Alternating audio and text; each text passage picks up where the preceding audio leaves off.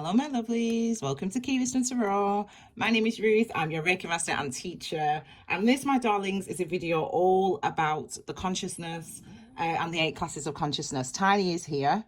Look at him. There he is. He likes to chill. Except dogs just started barking, didn't they, Tiny, as we started to turn on the film. It's fine, though. Don't worry. Okay, so in this video, we're going to look at consciousness, the 8 classes, and the 8 classes of consciousness.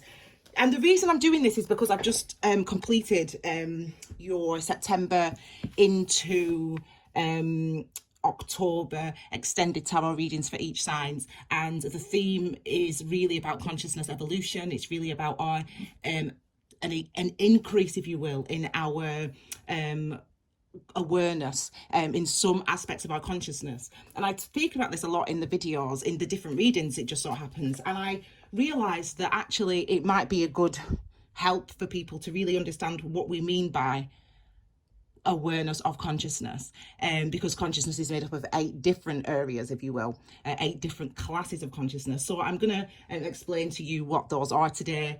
All my work is based on mindfulness. You know, that's what I practice, and I practice traditional traditional Tibetan Buddhism, traditional Tibetan mindfulness. Now, I'm not a Buddhist. I'm not, a Buddhist per se. I just I just work with mindfulness. That's what I do. And I use this book, The Tibetan Book of the Dead, as you have heard me talk about. Now, this is a quick introduction to the Tibetan Book of the Dead. Now, as you can see on the front of this cover, this is the first complete translation of the Tibetan Book of the Dead ever. And it's known as a treasure text or a jewel text. And what that means is, in the 8th century, because this is, it was Pradamassambhava. He was a Buddha, so someone who achieved enlightenment in this lifetime, who lived in the 8th century in northern India. In the 8th century, Pradamassambhava went out of India into Tibet, taking the treasure texts with him. Now, contained within this is what are known as tantras and sutras. Now, tantras and sutras, I will describe them to you very simply as like poetry. They're like poems, basically. And each of these tantras and sutras that are contained in here are poems, if you will, about different aspects of the human experience. So, for example, one of them is about awareness and the nature of mind, for example. And it's written as it's not telling you what awareness is. It doesn't tell you what the nature of the mind is. The poem or the tantra or the sutra, what they actually do is they give you the experience of awareness. So you read the tantra or the sutra. The tantras and sutras are 2 different things. You read the tantra or the sutra like a poem, as I said, and that tantra or sutra, what it does is it allows you to experience the nature of your own mind. It allows you to experience the nature of your motivational tendencies, for example. So that's what this book contains, and it's the first complete translation. I think it was around the 60s. It took this guy a long time, about 10 years, to complete this translation, obviously working with the Dalai Lama. He writes the first introductory commentary. It's about 30 pages, I think. Maybe not that long, I can't remember. But yeah, the Dalai Lama writes the first introduction into this book, etc., etc. So this is the stuff that we use. This is the stuff that I use, and I practice my meditation, etc., and then I write about my understandings, if you will, because I'm a Capricorn, so I like everything organized. So today we're looking at consciousness, and the first thing I do is I thought I'd read you the definition. Now, this book contains a glossary of terms at the back. I will read you the definition of consciousness, which is here, and then I will tell you what it means, because it might go over some people's heads, but I'll explain it, okay? And then we'll look at the specifics in the aggregates of consciousness, the 8 aggregates of consciousness which are here. So let's start with the definition, okay? So the definition of consciousness is here.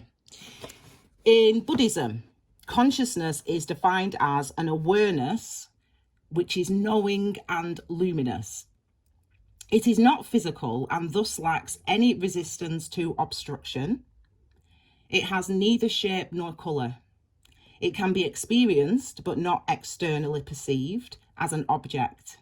In short, it includes both the conscious cognitive events and the subconscious aspects of the mind, which we know and perceive the world, as well as the emotions. A distinction is made between the mundane consciousness of sentient beings, which is what we are, and the pristine cognition of the Buddhas. Okay, so you're like, what does that even mean? That is a description of your consciousness. And the way that mindfulness work, the way that Buddhas work, people who are enlightened fully and achieve pristine cognition, the way that we work, they work, and I work, is by practicing mindfulness. We practice mindfulness. We don't read about mindfulness. We don't pretend to know about mindfulness. We just practice it. And in practicing mindfulness, we observe the nature of the mind. And in observing the nature of the mind, we start to understand the nature of consciousness and the nature of the conscious mind and the nature of the human condition and the nature of lots and lots and lots of things, i.e. our reality. Okay, so let me go into the aggregates. Look at him. Tiny, you're meant to be chilling. He's looking his willy.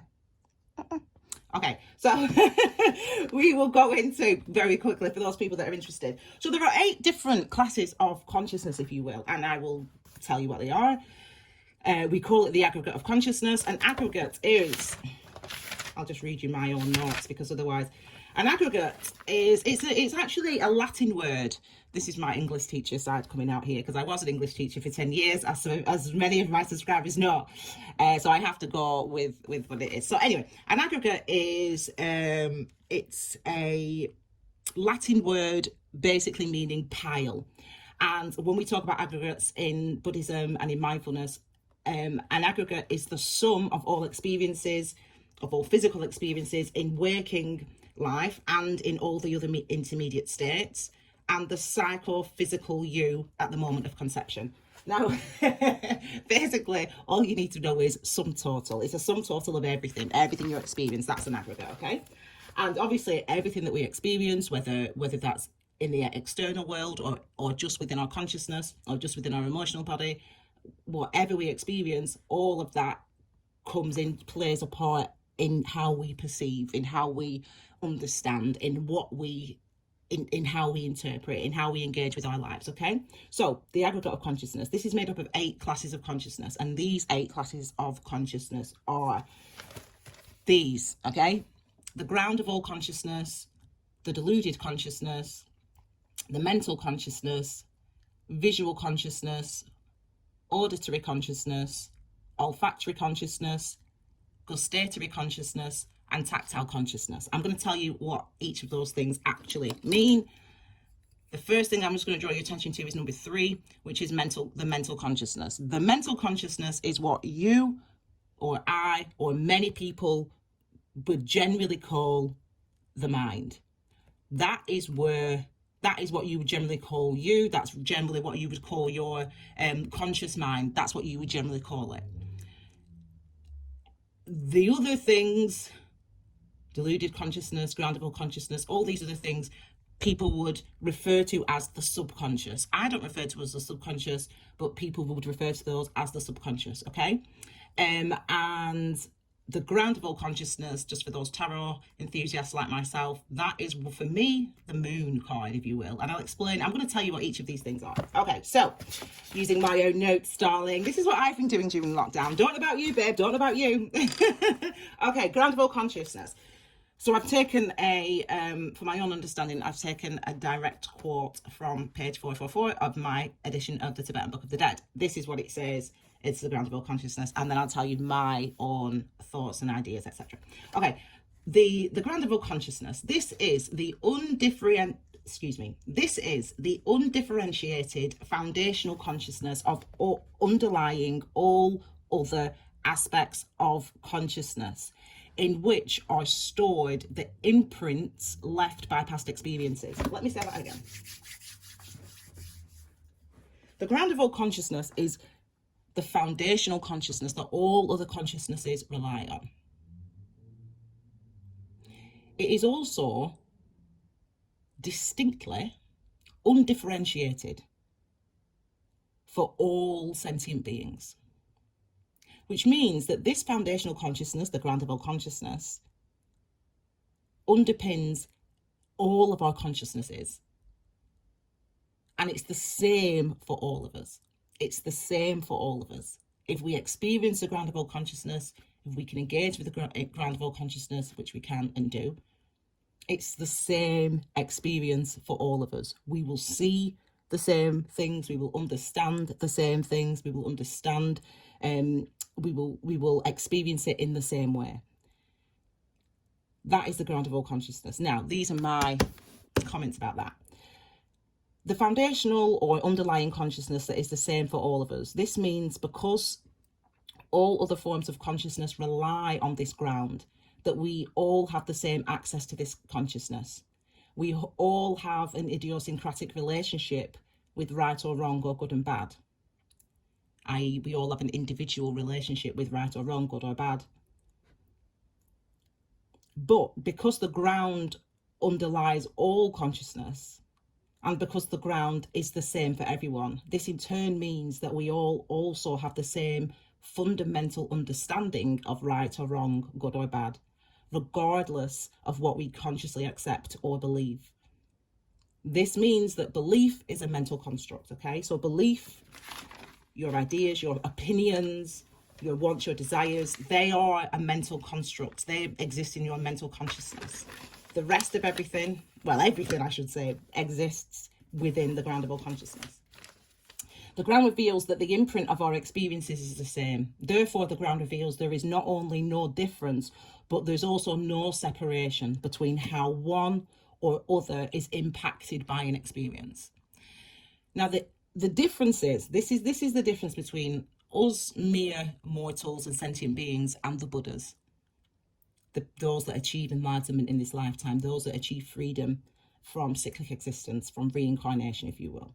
The difference between us and them is that we have an experience and it can be filtered through our mental consciousness. And yet the imprint of that experience, the actual impact of the experience that's happened may be different in reality to what we think or what we perceive that experience to have been. The Buddhas, their pristine cognition, they understand inherently the impact and the imprint of all the experiences that they encounter, of all the experiences that arise for them. We must learn in our life, that's one of the lessons of Dharma, if you will, the sacred wheel of teachings. We must learn in our lives to get to a place where we can understand fundamentally the intrinsic nature and the intrinsic truth and the intrinsic reality of an experience. We must get to a point where we can understand that in the same way that the ground does, in the same way that the ground of all consciousness does. Okay, this therefore also reveals that we are one, that the consciousness that divides us is a mental construct, and therefore we are fundamentally one. Now, this stuff here, what I talk about here, this isn't for everybody. This is the truth, obviously, but it's the type of stuff that you have to, I suppose, understand for yourself. You're supposed to have to go through the experience. So I won't read you that last part actually, because it's not really it's for you to discover that, if that makes sense. You can't be told. It's like someone telling you in a religion, like someone saying like, you know, like I'm Catholic, right? So, you know, Christians and all that stuff, baptized and all that stuff, right? So it's like someone trying to say to you, you know, what God is. You know, this is what God is. I mean, people have been saying that for thousands of, well, not thousands of years, 1,000 years, let's say 2,000 years, just for argument's sake, okay? So people have been saying this is what God is, and yet still we're in 2020 and no one can say what God is, right? And that's because you've got to experience it for yourself. That's because you've got to understand what that is for you. It doesn't matter how many books you read, how many people tell you, you know, how many so-called wise people tell you what God is. You don't know. it's different for you than it is for someone else. You've got to experience it for yourself, to understand what we mean by oneness, to understand what we mean by the ground of all consciousness. You've got to be able to experience that yourself, and you can through your practice of mindfulness. Okay, so next consciousness we've got is deluded consciousness. Deluded consciousness. I put here I, me, ego. Now, deluded consciousness is underpinned by our fundamental ignorance. Fundamental ignorance, as you can see, has got capital letters, because fundamental ignorance is an actual concept, is an actual thing that we must evolve out of, is an actual lesson on the sacred wheel of Dharma. What fundamental ignorance is, I'm not going to go into it because I'll be here all day. It's quite difficult to explain what fundamental ignorance is. But the difference between the Buddhas of this world and the rest of us sentient beings is that they have evolved out of fundamental ignorance to pristine cognition, okay, to pristine cognition. So they've evolved from fundamental ignorance, which is what we have, into pristine cognition. So deluded consciousness, underpinned by our fundamental ignorance, this is responsible for our sense of selfhood and the misinterpretation and objectification of the true nature of phenomena. Now, I mean, it's funny when I read this back, because honestly, it might sound quite, like, what is this about? But this makes absolute perfect sense to me. I just hope it does to you. So underpinned by our fundamental ignorance, our deluded consciousness basically tells us that I am I and you are you. Now, that is fundamentally wrong. Well, not wrong, it's fundamentally deluded. It's a delusion that we are separate entities. It's a delusion. It's not true. And yet we exist in that truth. We exist in the truth that I am an individual, that she's an individual, that he's an individual. And that is fundamentally deluded. Okay, so we all fundamentally are ignorant of the fact that we are, apart from the Buddhas out there, we are all fundamentally ignorant of the fact that we are all, like, in fact, the same. We're all the same. Okay, we're all literally the same thing. We're not separate entities. We're all one. We're all one body. We're all one mind. And yet our mental consciousness tells us something different, and our deluded consciousness tells us something different. Okay. Hang on a second. So underpinned by our fundamental ignorance, responsible for our sense of selfhood and the misinterpretation and objectification of the true nature of phenomena, we believe that we do not know. We believe that we must interpret. We believe that we must conceptualize. We believe that we must perceive. We believe that we must decide. We believe that we must know. We believe that we must try to understand. They are all delusions. Deluded consciousness is so called because our aggregate mental constructs, pervaded by our fundamental ignorance, means we simply do not accept the true nature of phenomena as reality.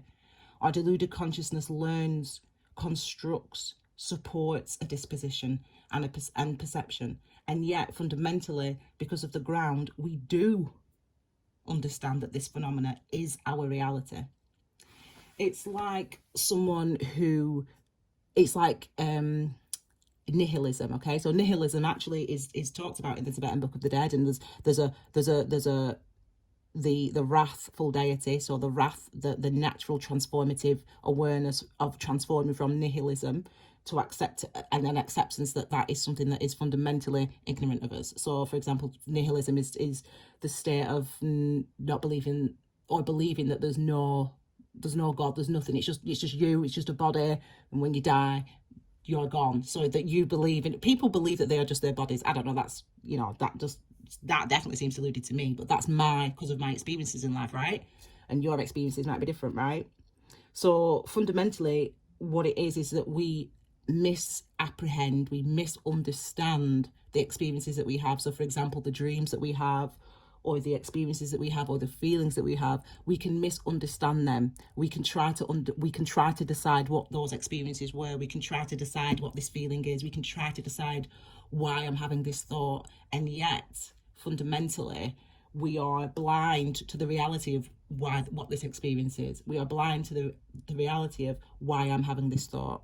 ultimately, from a Tibetan mindfulness point of view, as I'm coming from it, and the teachings of Tibetan Buddhism, those ideas are fundamentally ignorant, in a sense that, and we all have them, and it's because of our deluded consciousness. There's nothing wrong with having those thoughts, but all the thoughts that we have, all the feelings that we have, everything that we experience, everything, the truth about those experiences, the reason why we have those things, the sole reason is that you can wake up to your reality, that you can wake up to your nature and the true nature of reality. That's why you have every experience you have, from the moment of conception until the moment that you leave the waking living state, which is what we're in now, right? Every experience you have is about escaping from cyclic existence. Now, some people understand that, some people don't, and it doesn't matter whether you do or you don't. That's the truth. I'm telling you the truth. And it might be 500 years or 7 more lifetimes or 1 million more, I don't know how many more lifetimes, a person can have, or a sentient being can have, i.e. your consciousness can have, before your consciousness understands the truth of your existence and the truth of your reality. So we're talking here, this is, when I talk about inner tantra, when I talk about the supra mundane, this is the type of stuff we're talking about, because this is, complex. But the funny, I love, when I was reading this about Book of the Dead, actually, and one of them, one of the I won't read it actually, because I feel it's disrespectful, because it is a treasure text, so you should read it for yourself if you come at it. But one of the things that when it talks about awareness and the nature of the mind, and as I say, it's like a poem, so it's like it's not a poem, but it's like a poem. I describe it to you as a poem so that you kind of get a sense that it's not a traditional prose like I'm reading to you now. It's not a book like that.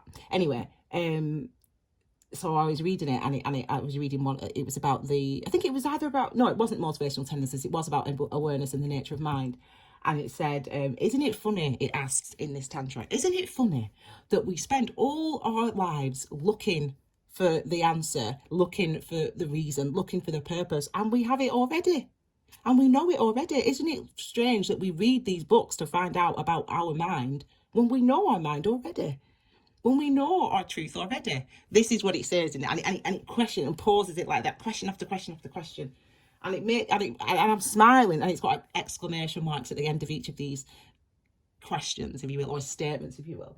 And for me, it made me smile when I read that, because it is strange once you get to this level of understanding. It's not a level of understanding. It's not like, some people are better than others because they understand this or not. It's about your experience. It's about your ability, not even ability. It's when you're ready to engage with your reality, when you're ready to engage with your mind. So it's interesting to me. Anyway, okay, so I said, this is me doing the same, actually. I've put, it's an interesting contradiction. I've said, right, I'll just go back. Our deluded consciousness learns, constructs, supports a disposition and perception, and yet fundamentally, because of the ground, we do understand that this phenomena is our reality. So we do understand that feelings are real. We do understand that our imagination is real. We do understand, I should say this, use this in others. We do understand that our feelings and our gut feelings are real. We understand that fundamentally, and yet consciously, we can reject it. And I put, it's an interesting contradiction. We know, and yet we think. Our deluded consciousness tells us that I am me and all this is real. Because our fundamental ignorance means we forget actual reality, where we are all and nothing. Our deluded consciousness believes that we are separate from, outside of, observing of actual reality. It is the part, they are all delusions. I won't read you that bit in the thing, because I will be here all day with explaining what that means. But yeah, that was a very interesting thought that I had at the time about the particle that asks why, or that asked why. Anyway, so the next one, mental consciousness, which is what you guys are all like, oh my god, right, what is mental consciousness, Reed? Like, this is what I am. And look who I've written about it. That's it. Because you don't understand, not me, you don't understand, sorry, you do fundamentally understand, whether you're aware of that or not, in your mental consciousness, you fundamentally do understand. However, what I mean is, the ground of all consciousness and our deluded consciousness are such a huge part of your reality, make up such a huge part of your reality, that's why it takes a huge amount of stuff, of words, to explain it all. And I think the Tibetan Book of the Dead, or the Liberation by Hearing in the Intermediate State, which is the Tibetan title, I think it explains it quite succinctly, but it doesn't explain, it gives you the experience of. It doesn't explain. So if you're looking to understand this stuff, what I'm telling you in more detail, the Tibetan Book of the Dead won't necessarily give you that. It doesn't give you information. It just gives you the opportunity to experience the delusional consciousness, to experience the ground of all consciousness. But it will not tell you. I mean, mine does, because it tells you in the definition, and yet the glossary is, again, still hard to understand, right? So it's about the experience. It's about you being able to, it's not even about opening your mind. It's about realization. It's about acceptance. It's about acknowledging your experiences. It's about as they arise. So these are and it's about observing those things. So these are the things that are significant in mindfulness, and these are the things that are significant in your growth and understanding in mindfulness. And yet, I'll just say this before I move on to mental consciousness, and yet, and it even says in, I think it's the Dalai Lama actually, in his introduction, even says in the book that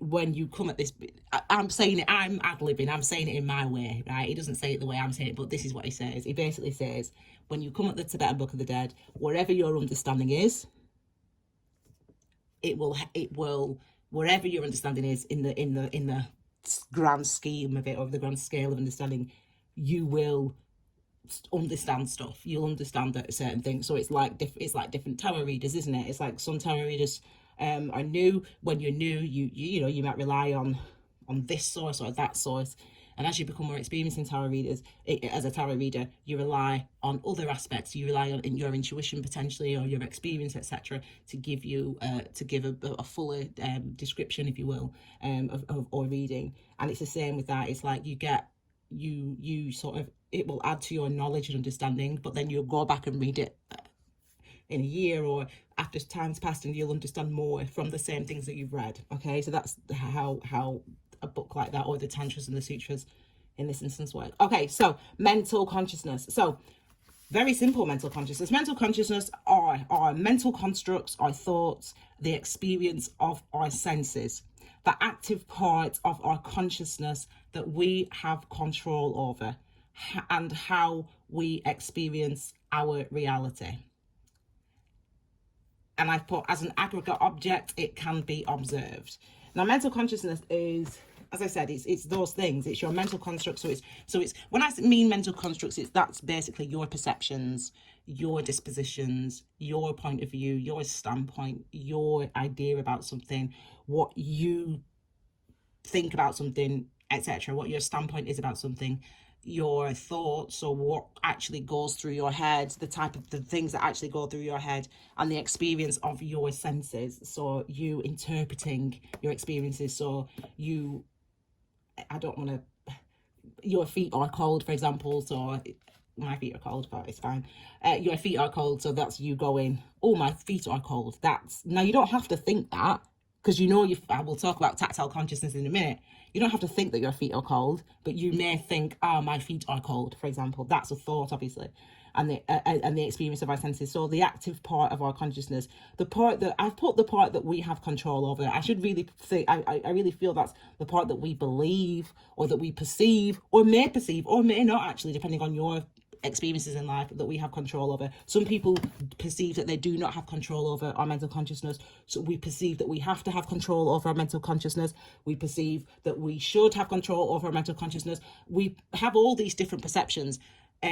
Aggregate, remember, all the experiences that we've ever had, everything we've ever been taught, everything we've ever experienced, blah, blah, blah, blah, blah. That forms, though, your perspective. So your perspective, that's different. Everyone's Everyone's of those is different. Every single person that exists, all sentient beings, that's different. Like, you might be similar, you might have the same ideas as people, you might be, I vote the same for the same political party, or I eat the same food as you, or I have the same hobbies as you.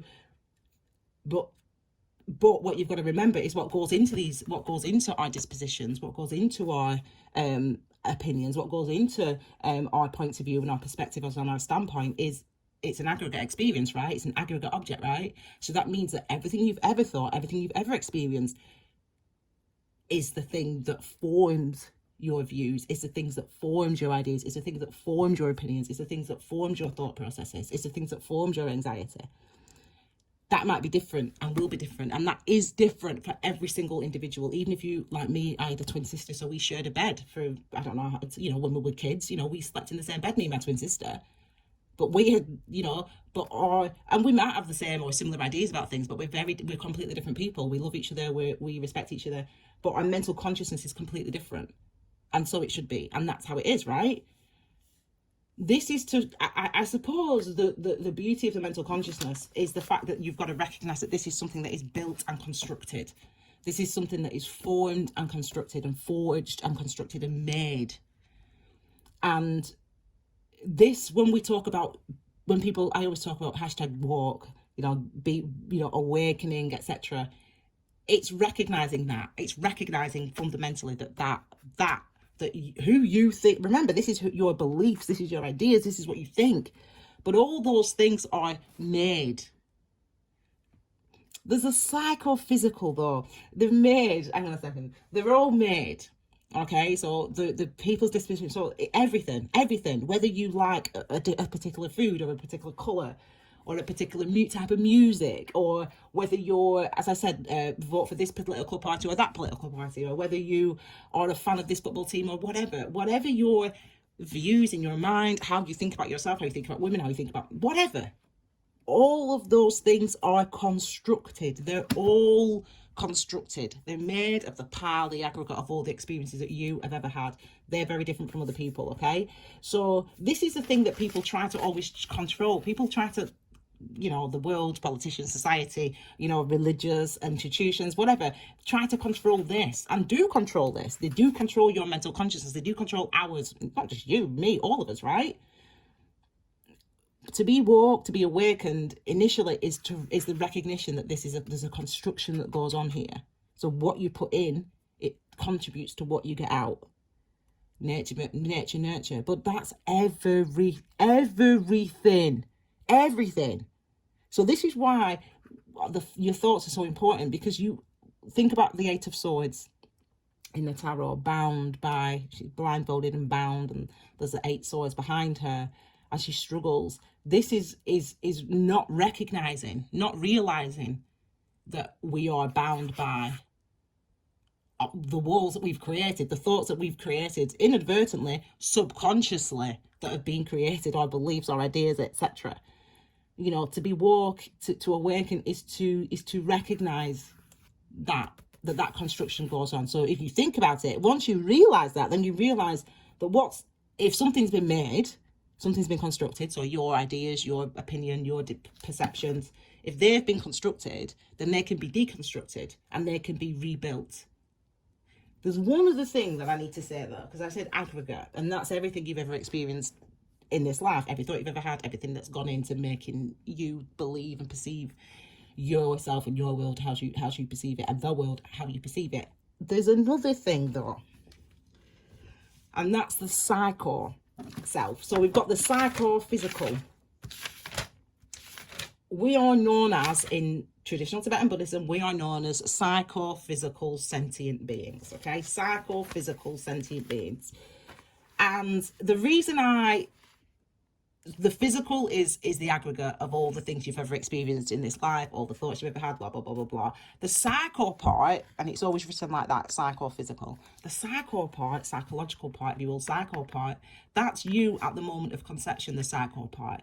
The psycho part, if you think about reincarnation, what we call fundamentally in Buddhism, dependent origination. Dependent origination, which means that everything comes from somewhere else. Everything comes from So everything that exists now is a result of something else that's already happened. That includes everything that goes through your mind. That includes everything that happens out in the world, all the riots that are going on right now, blah, blah, blah, everything.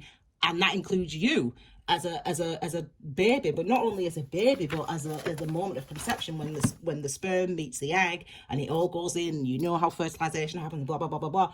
At that moment of conception, according to traditional Tibetan Buddhism, at that moment of conception, you've come from somewhere, right? And that means that you come with stuff, even at that moment of conception, when the sperm meets the egg and it divides, the cells divide, blah, blah, blah, blah, blah. At that moment of conception, that is, you already have information there. You bring something with you. You came from somewhere, right? Now, the place that you came from, you brought stuff with you. And that can affect your mental consciousness. That can affect how you perceive things in your life. Now, there's the memory, though, of it. How do you remember that stuff? How do you know who you were when you came here? How do you know that? How do you remember that? You know, we're getting deep here, but I'll just say, you know, this is what mindfulness is for, to observe the nature of the mind. Now, do you believe in reincarnation? Do you believe that we were one thing, or that you were another person, or you had another life, or you were an animal, then you came back? Do you believe that? Well, this is how, you know, I read this and I not read this, I practice this, this is how I live my life, right? So,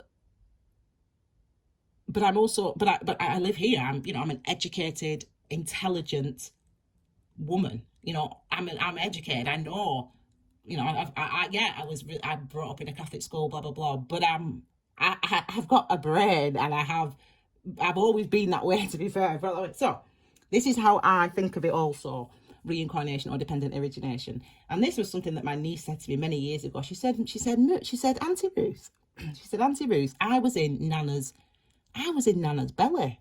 I said, what do you mean? And obviously what she was talking about was, and I'll use two examples, I'll use two sort of things. What she was talking about is the fact that women are born, so when a girl is born, a little baby girl's born, she's born with all the eggs that she'll ever have in her life. So all the eggs, if you will, that will become periods and then may become a child in the future. You're born with them as a little baby girl when you come out of your mother. And so the reason that so that's what she meant, my niece. And it got me thinking about, oh my gosh, like memory, you know, the memory of the eggs, even, if you will, never mind the memory of the mum that's carrying those eggs, or the woman that's carrying those eggs. So there's aspects of that, because, you know, there's aspects of, can you remember an experience before you're even born, before you're just an egg in a little girl, and this little girl lives and grows and everything like that, and then that egg is, and the eggs have all those memories, and then that egg is one day fertilized and becomes a child, and then you're born with these memories of these experiences that your mum had when she was a child, and or that your dad had when he was a child. I don't know how sperm works, actually, so I don't know if sperm's anyway. My point is, you can think of it in that way, or you can think of it in a way as mitochondrial DNA. Anyway, I'm going into it, but basically mental consciousness is constructed, right? And to awaken from mental consciousness is to recognize that, you know, it is something that is constructed, and it is something that can be deconstructed, but you also do come with something, okay? That's called, in Tibetan Buddhism, dependent origination, but and the psycho self, as opposed to the psychophysical self, the psycho self. And in Catholicism or Catholic Church, they call it original sin. They say that all children, all babies that are born with original sin, and they don't go any further than that, right? So they call it original sin. The Tibetan Buddhists call it, which I must say, my tendency is to prefer this is dependent origination.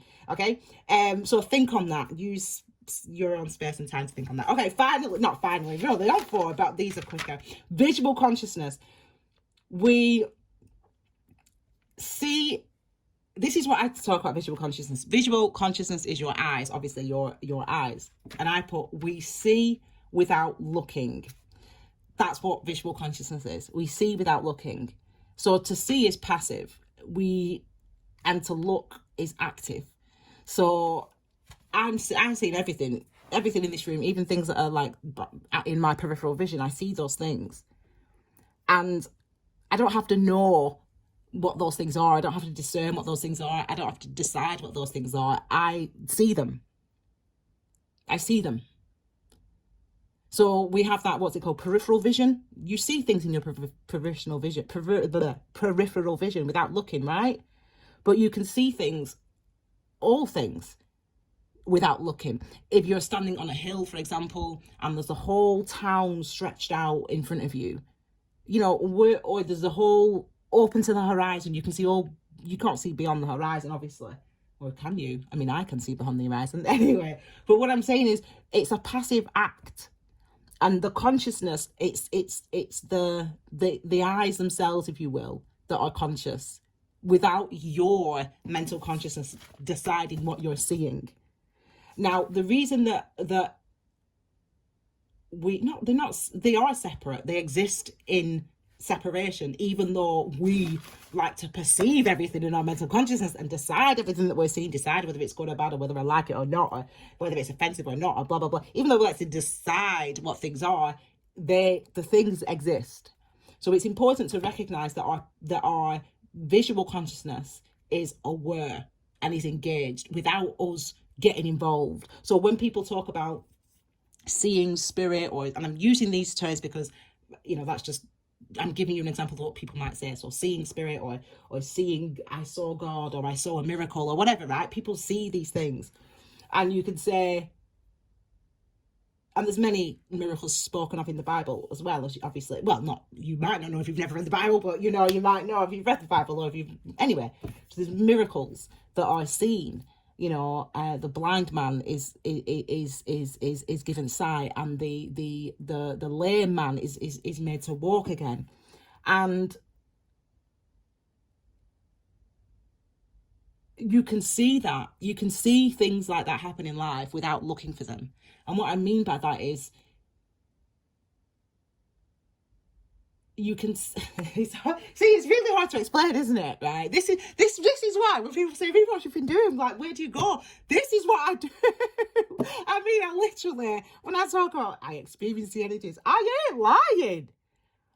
Do you know, even to write that, do you know how many years do you know how many years of work it takes to understand that we see without looking is a truthful expression of visual consciousness.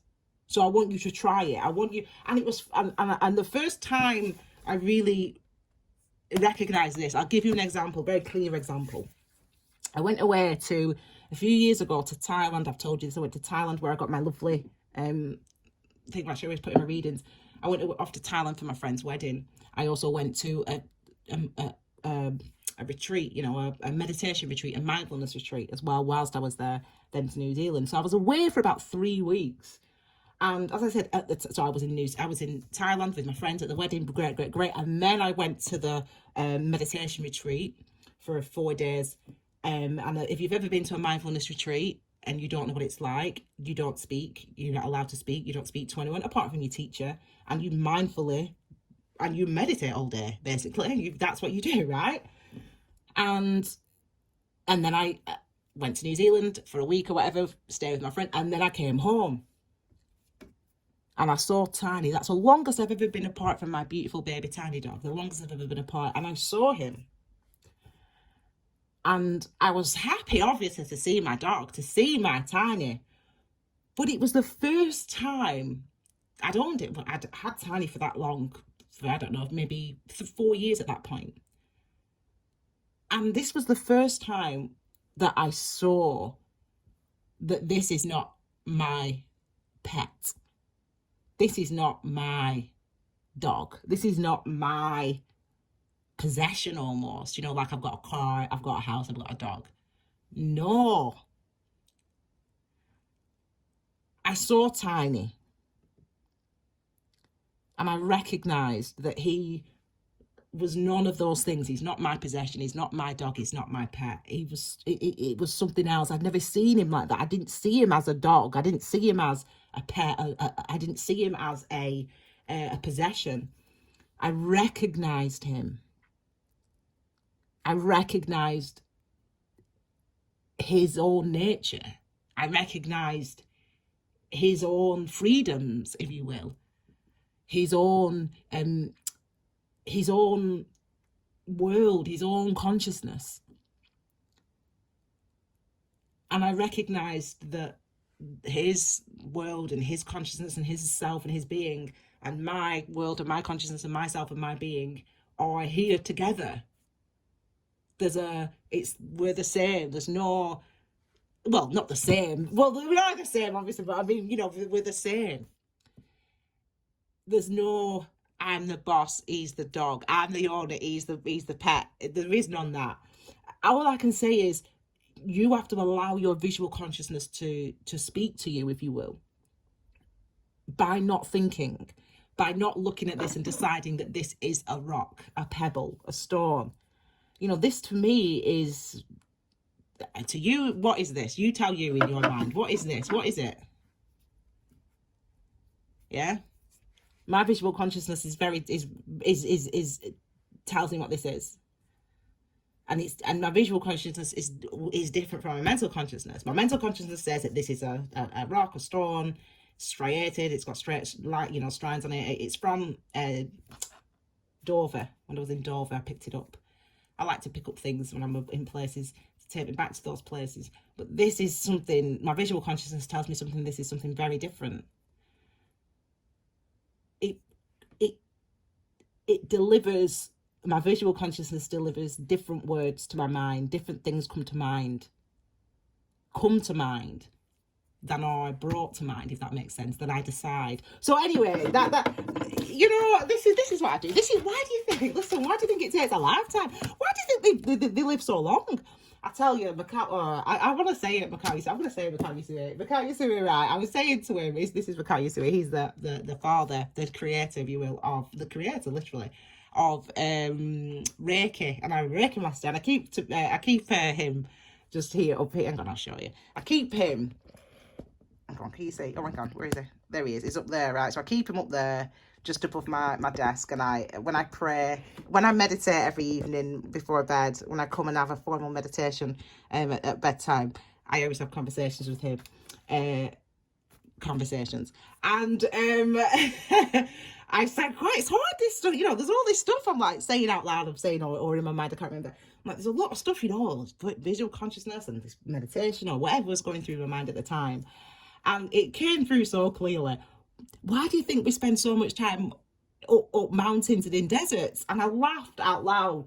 Why do you think these Buddhas, you read the story of Buddha, you read Jesus, all these people, the spiritual teachers, why do you think they go off to deserts and go up mountains like this, like the story of Mikao Yusui? That's his story, apparently. He was up a mountain, blah, blah, blah, blah, blah, got the inspiration for Reiki, using it, etc. So why do you think why do you think you don't see us? Why do you think we're hide? It seems like we hide, you'll not see. I won't be giving up. I'm not doing no personal readings. I'm off the radar. I'm not doing no videos. Ruth, why are you not doing anything? Because can you imagine that to actually understand what visual consciousness actually is, to experience it in isolation from mental consciousness and delusional consciousness and olfactory consciousness. You're like, yeah, child, this is why we live up. This is why we're hermits. This is why we're up mountains and in deserts. Okay, that's just a separate thing for you. Okay, so auditory consciousness, the same, to hear without listening. Olfactory consciousness, nose and mouth, to taste or smell without discernment. I love my words still. Discernment. Such an important word is discernment. And it's not just an important word, it's an important thing that we engage in, is discernment. And you've got to recognize that. You've got to recognize that it's you who decides, and it's your mental consciousness that has been created by the experiences that you've had that have helped you to decide what you want, what you like, what you dislike, right? And yet your olfactory consciousness tastes and smells without discernment. So it happens to me. One of the ways that I sort of help to bring this out, my olfactory consciousness, is I say to myself, right, if I could eat absolutely anything right now, what would it be? If I could eat anything right now, what would that be?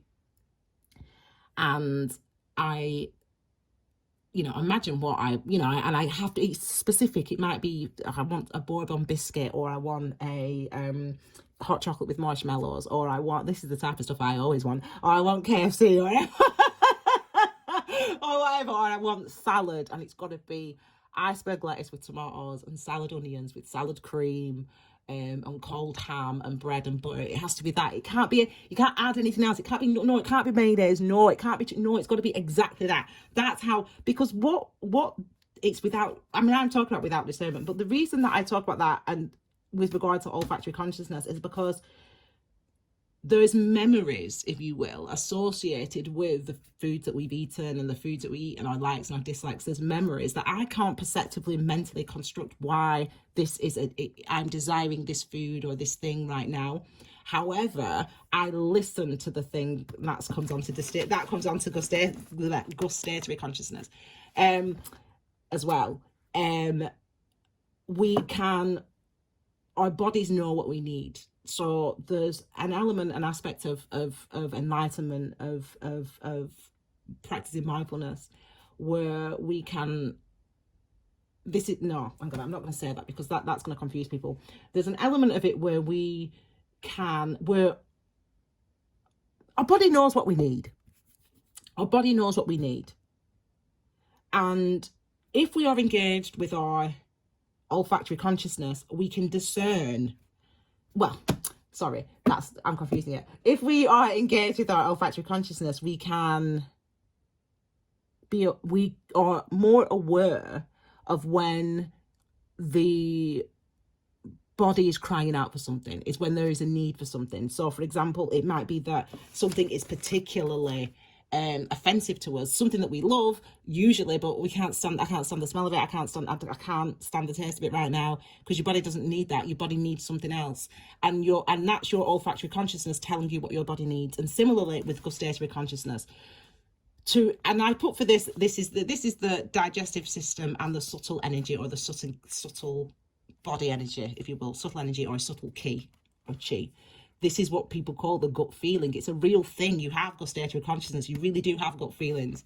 And I describe this as here to respond to the need of the body, and to respond to the need of the body, to respond to the need of the physical and subtle body, the subtle energy bodies, I should say. So we have it's really all about it's hard to explain it without confusing. I don't want to say something that's going to confuse you. Basically, it's about, for example, I don't want to say that. I don't want to say it, but I'm going to say it. I don't want to confuse anyone. But for example, I'm a Reiki master, right? Self-healing is a real thing. Like, listen, if you've got a medical condition, if you've got a problem, if you've got a medical condition, see your doctor, go to your doctor. And yeah, I'm still going to say this, right? That's the disclaimer. Go to your doctor, okay? Practicing mindfulness and engaging with your different consciousnesses, all the 8 levels of consciousness, practicing mindfulness and engaging with those things. Your body tells you what you need. If you respond to that without questioning it, or without interpreting that, if you consciously accept in your life and in your world that the reason I can't eat that food right now, even though I usually love it, I need to eat this food right now, even though I wouldn't usually go for that. Kale, for example. I had this thing about kale, and it only lasted 3 days, but what it was my body needed it. And I didn't know. I've never ever bought kale in my life, ever, up until this time, up until a few weeks ago. And I had to have this kale, and it had to be kale boiled with salt. It had to have salt in it, nothing else. And then I had to have potatoes with it, like boiled potatoes, mashed potatoes, and then it had to be that. It couldn't be anything else. And I didn't know why, but I just gave my body what it needed. And then after I'd eaten the kale the first day, that's when I realised the difference in the body. And what was happening by eating this kale at this specific time is that I was releasing these toxins. I didn't know that I needed to release these toxins, but my body knew that I needed to release these toxins. And because of the Now, I've never, I think I've tasted kale once before. Like, my neighbour made me dinner and she put kale on it, and it was actually quite nice. But it's the only time I've ever tasted kale until this time. And there was a memory. It was like the memory of it for some reason. That's what my body was craving. My body needed this kale. And the memory of that, for some reason, because I'm engaged with my olfactory consciousness, I could smell this kale. I could smell it, and I didn't. There wasn't any kale in my house, but I could smell this kale, and I could taste this kale, and I was like, "What is this thing that I'm tasting? What is this thing?" And I was like, and then I went to the supermarket and I saw kale, and I was like, "It's kale. I need kale." So I ate kale. This is what I mean about mindfulness. It's not a, I don't, listen, I always say this to people. I always say to people, don't I? I work all day, every day, and I don't get paid for it, and you don't see it, but I do it, yeah? So this is what I mean. This is what I mean. Anyway, so I ate this kale. And then over 3 days or 4 days, he had this big bag of kale, and he ate this kale. And after the first day of eating this kale, and I went to sleep and I did my meditation, then I realised, oh my God, this is why I'm having this kale. And I realised the difference in my physical body and da-da-da-da-da. And I won't bore you with the ins and outs and the intricacies of what stage of enlightenment or of what stage of awakening that was for me. But it was real. I use the example of the kale because to tell you that your body knows what you need.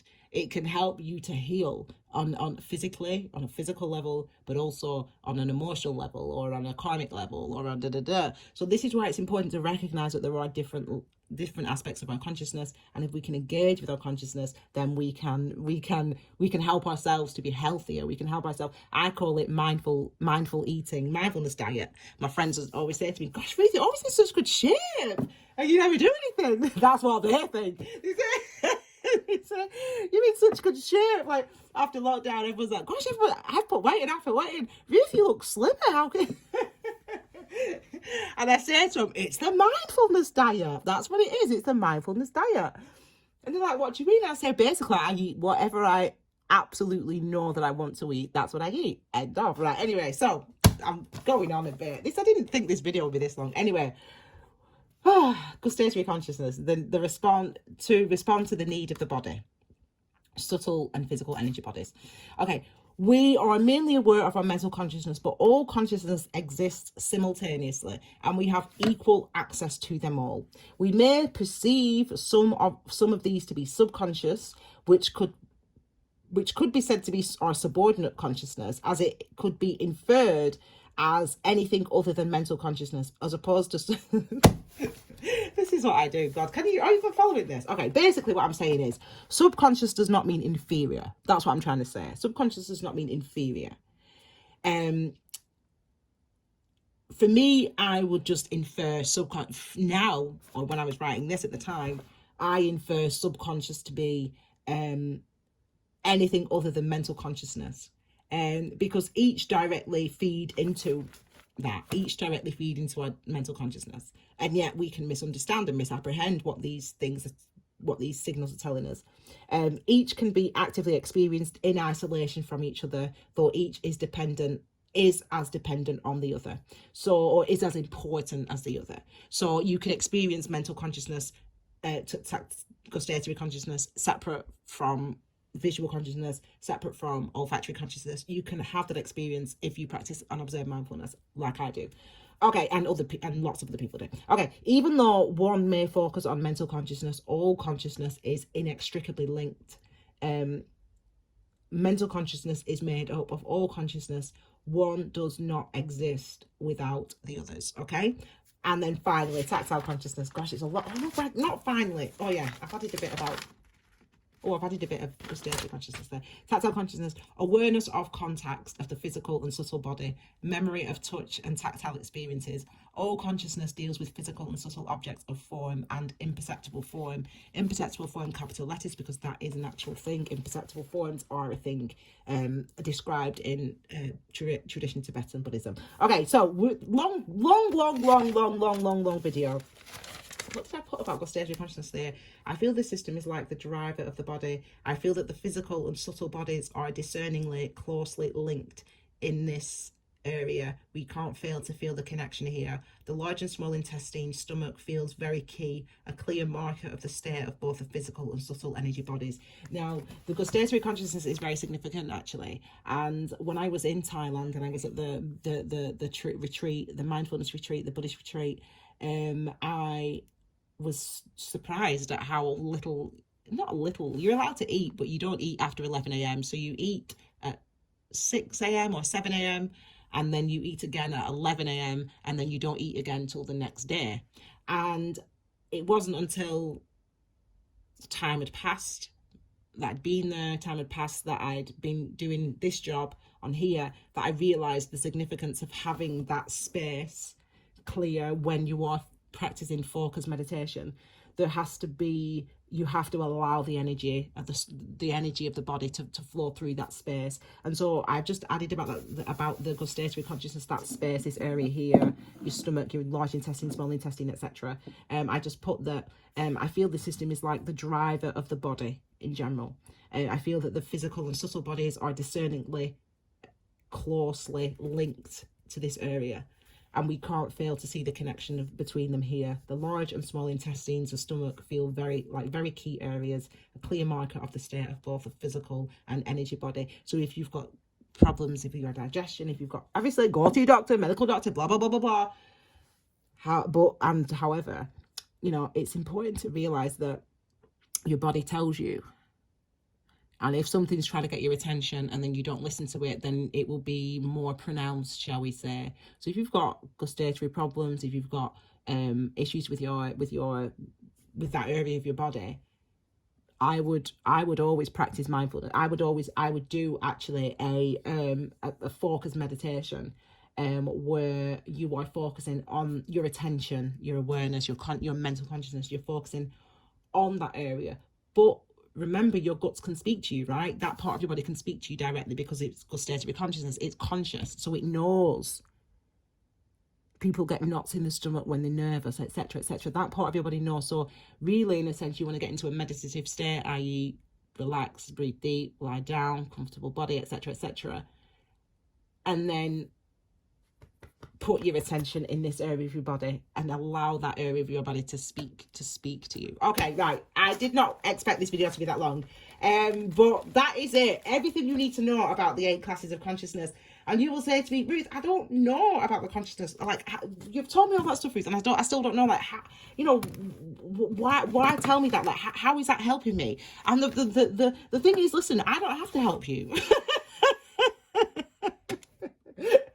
I don't have to help you. That's not my job. Is to teach you. That's my job, right? And the way that you learn is to have the experience. You're not going to learn by me standing on a soapbox or anybody standing on a soapbox saying, "This is what you need to do. This is what you need to do." Now, I'm giving you some information because I feel inspired to do that, of course. But your job in September, especially, but now if you're at this video, is to engage with your sensations, your senses, your physical senses, is to engage with the nature of your mind, your consciousness, what's going on there, is to observe that and engage with that and to notice what your body needs, what your body wants, what your body does, not just what you think. That's all people ever care about, what we think. Thinking's overrated. Thinking's 1/8 of your consciousness, man. 1/8, right? So you've got to give it that same. Your body's gonna tell you stuff. Your body can tell you stuff. So you've got to listen to it. Okay, my darlings, I hope that video was helpful for you. I really do hope it was helpful for you. And I hope that, you know, it starts you having your own engagement with mindfulness and engagement with your own mind. Check out the Key Wisdom playlist for other videos on mindfulness and meditation, etc. Because there might be more tips in there. I'm off. I'm going to pause now. I'm going to get ready to do all your little fancy bits for your extended readings for September into October. So I hope you enjoyed those as well. All right, my darlings. Subscribe, all that stuff. I'll see you all again very soon with your brand new info. Take care, my darlings. Bye.